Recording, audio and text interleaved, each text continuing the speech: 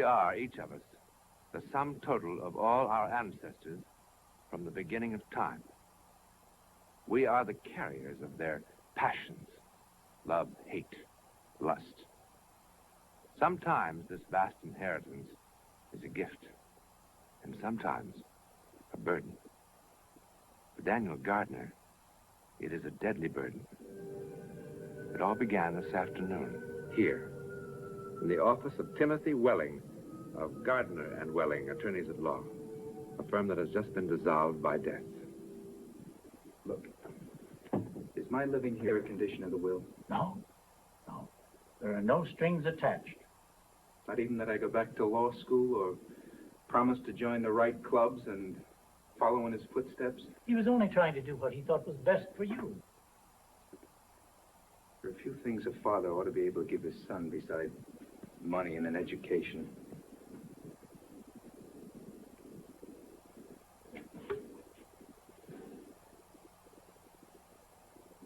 Where did you get this?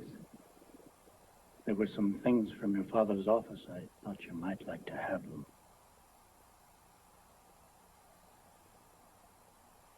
Oh, he was awfully proud of you that day, Dan.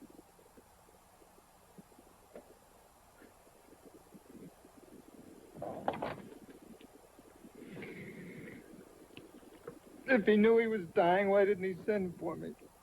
Pride. One of the stronger Gardner family traits.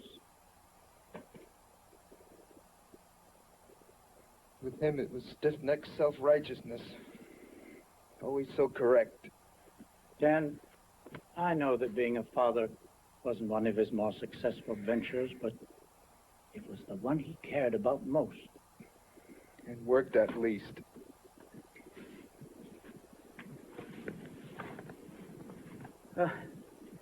You know, you weren't very demonstrative yourself. I know it. I know. I guess I didn't extend myself either. Dan, looking at you and listening to you, it could be 30 years ago in the same office. You look and think so much alike. You're getting to me, Mr. Welling. Why is it that people have to die before you get to know them? Look, couldn't we just turn the estate over to some charity or something? Are you serious? I'm serious.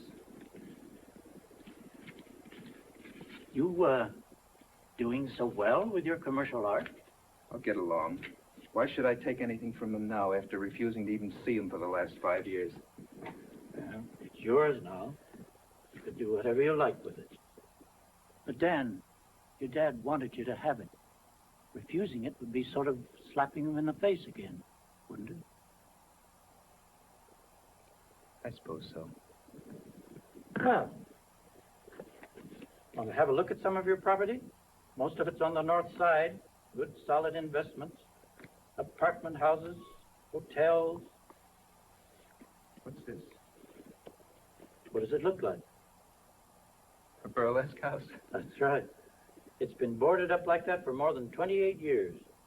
28 years? Why? Your dad's orders. That figures. How did he ever come by such a place to begin with? He bought it as an investment, and he operated it quite successfully for more than a year. My father? You're kidding. No, I told you. And why did he shut it? Why didn't he sell it? I don't know. He just closed it one day without any warning or explanation. And he refused to sell it, rent it, or permit it to be used for any purpose. I don't get it. Why would he deliberately create a white elephant? I've often wondered. I don't get it. I'm fascinated with the idea of my father owning a burlesque house. I'd like to see the place. Do you think you could arrange it? Well, I'll give you the key. The address is on the tab, 527 Elston Way. It's on the south side, isn't it? That's right. Thank you, sir.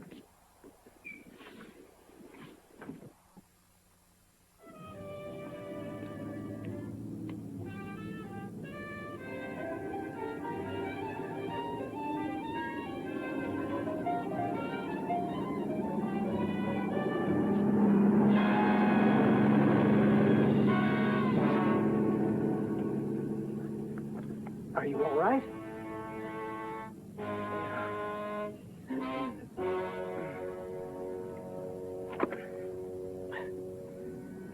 Are you okay? Yeah, thanks a lot.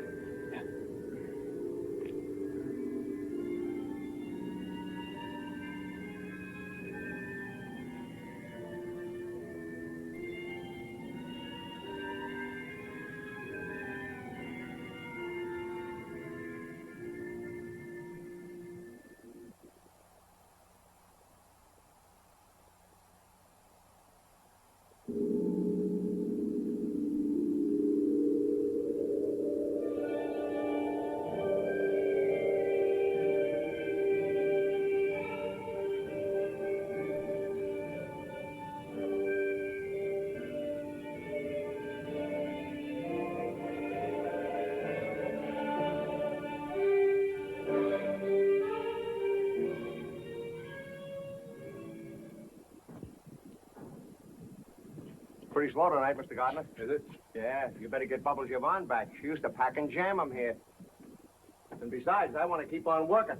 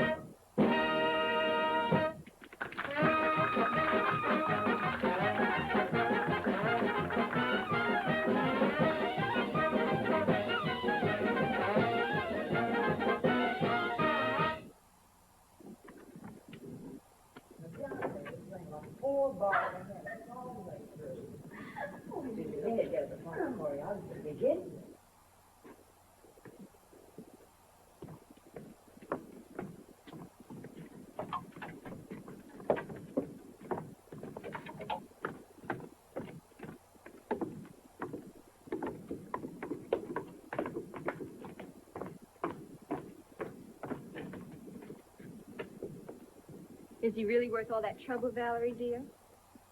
You know I wouldn't bother with anyone who wasn't, honey. Anyone I know? Could be. Like who? You could tell me. I don't dare. This shock might be too much for you. Really? How intriguing. But just what kind of shock do you mean? I mean you'd be shocked green, honey. Absolutely green. Good night.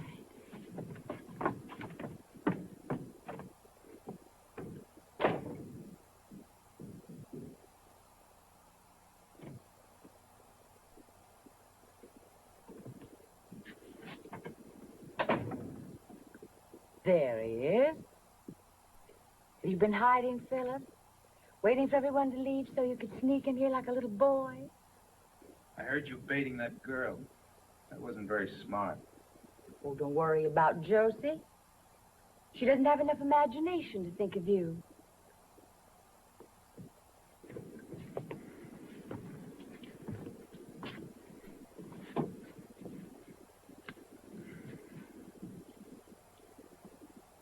Don't you have better sense than to call me at my office? Well, I didn't think you'd want me to come up. Valerie, I don't know exactly what you've got in mind, but I went to the bank after you called. I have $5,000 in cash in my pocket. It's yours if you leave town and agree never to contact me again. Don't be silly, Philip.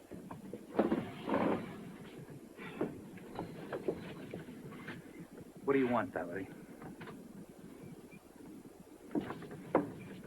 You know, where are you taking me tonight, honey? The Velvet Room.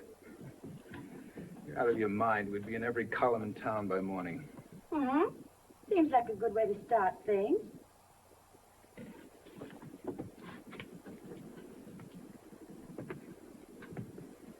What things? What do you want, Valerie? You.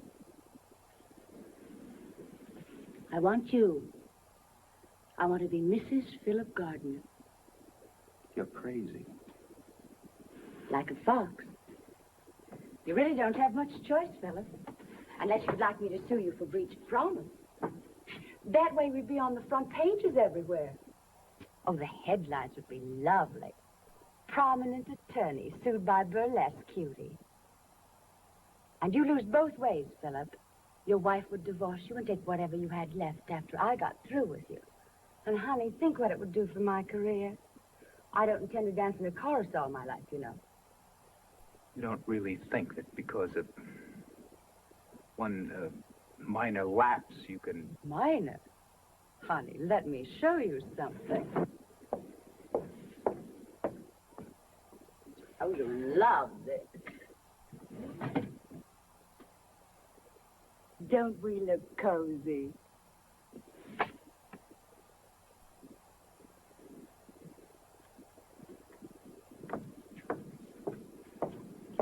Of course, I still have the negative. I can have hundreds more.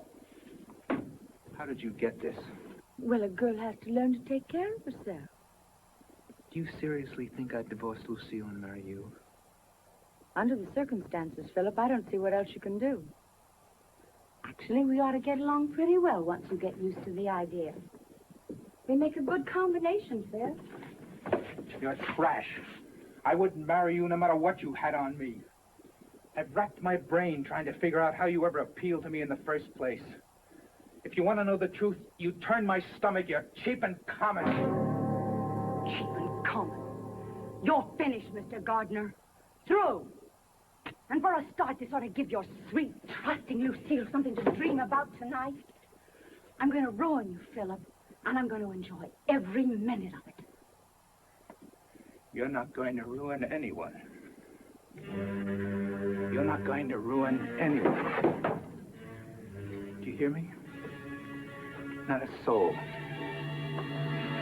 Not a soul.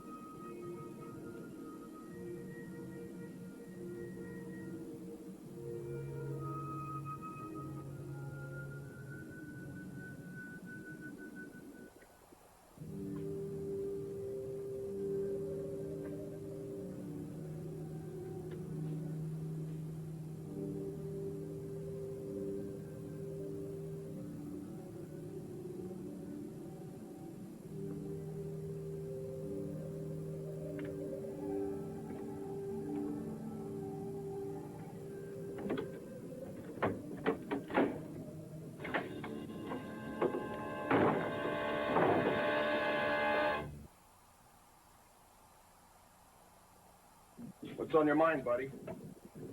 What? What are you doing here? I don't know. You don't know. I have no clear recollection. I was following an impulse. Feel all right? I do now.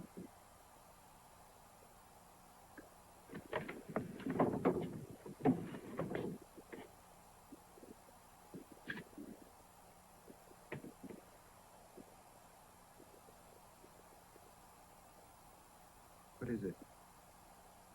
Don't question what it is. Point is, who was it? Do you mind if I sit down?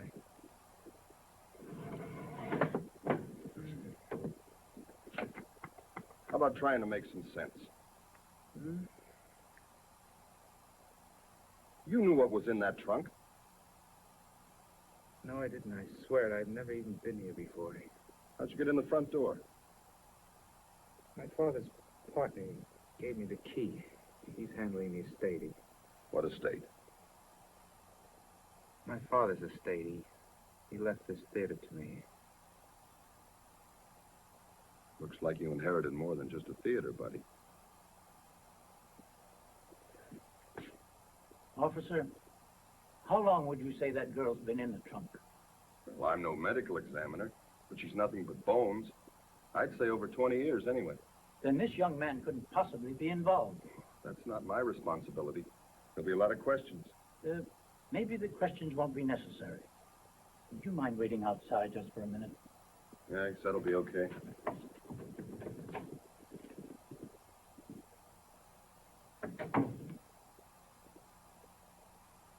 Dan, shortly after your father became seriously ill, he gave me a sealed envelope with instructions to open it only after his death. And only if it appeared that someone was about to be accused of a crime in connection with the theater. Sit down.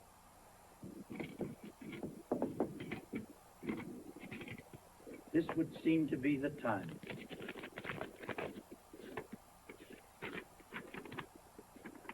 It's addressed to me. Dear Timothy, as I write these words, I pray to God they will never be read. If future events had dictated otherwise, you already must suspect why I have refused all these years to sell the theater. The body that has been discovered in the dressing room trunk is that of Valerie McKay, a girl who danced in the chorus of the last performance at the Gaiety Burlesque. I know all about her because I killed her. You killed her. Strange. When I jumped out of the way of that truck, I hit my head and everything went fuzzy.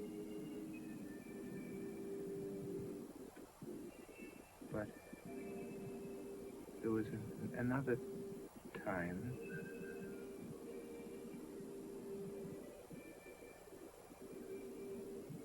I remember going into the theater.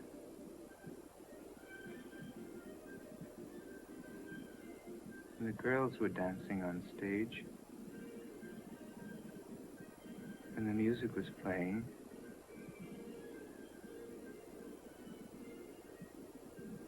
I remember. Remember. What happened to Daniel Gardner is called genetic memory. For some scientists do agree that if we could ever probe the labyrinth of the mind, we would then uncover the recollections of all our ancestors. The total memory of all who came before us since time began. Sounds reasonable, doesn't it?